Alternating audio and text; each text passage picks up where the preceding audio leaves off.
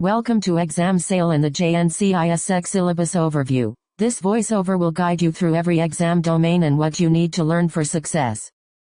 This exam covers 6 domains with their exact weights. Advanced ISEC VPNs 25%, Application Security 15%, Security Policies Advanced 15%, High Availability Clustering 15%, Unified Threat Management 15%, and Intrusion Prevention System 10%. Each domain lists difficulty, estimated study time, and assessment type so you can plan focused study sessions. I will summarize what you will learn in each area and highlight the most important topics to master.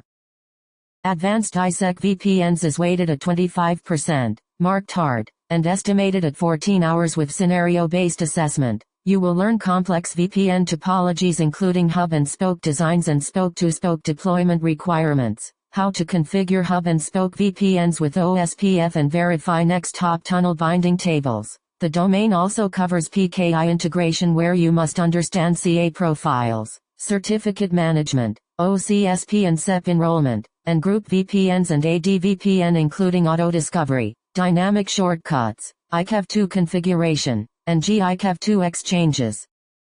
Application security carries 15%, is medium difficulty, needs about 10 hours, and combines hands-on and conceptual assessment. You will learn app ID mechanisms and the role of the application signature database, how to configure and monitor AppTrack for Layer 7 visibility, and how to update signature databases manually and automatically. The domain also teaches app firewall and app cost skills so you can create firewall rules to block or shape applications, prioritize business critical traffic, implement rate limiting, and verify application-based policy enforcement.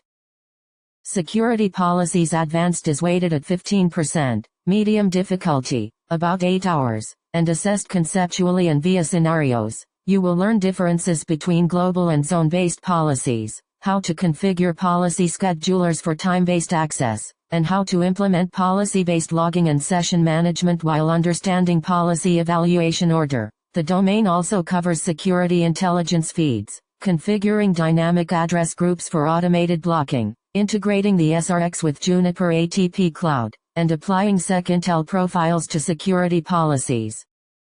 High Availability Clustering is 15%, hard, estimated at 12 hours, and includes hands-on and conceptual assessment. You will study chassis cluster components, control and fabric link functions, cluster and node ID configuration, and redundancy group operation including RG0 versus RG1 plus roles. The domain also requires configuring and verifying interface and IP monitoring, understanding failover effects on active sessions, distinguishing active-active and active-passive modes, performing manual failover, and troubleshooting split-brain scenarios. Unified Threat Management is 15%, medium difficulty, about 10 hours, and scenario-based. You will learn UTM inspection methods including proxy versus content filter approaches, configure Juniper enhanced web filtering and content filtering for file extensions and MIME types, and understand URL categorization and reputation scoring while monitoring UTM filter hits. The domain also covers antivirus and anti-spam integration where you must know Sophos versus Avira engines, configure antivirus scan profiles, manage SBL and whitelist techniques, verify engine updates and license status, and handle fallback actions during scanning failures.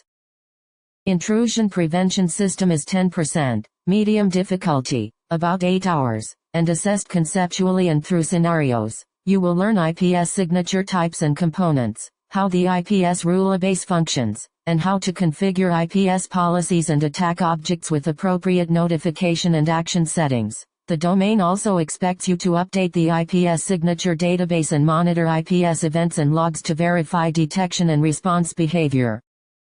That wraps up the outline for JNCIS-SEC and what to expect from each domain. Use the weights, difficulty, and estimated hours to prioritize study time. Focus on hands-on practice for scenario-based topics, and review logs and verification procedures before the exam.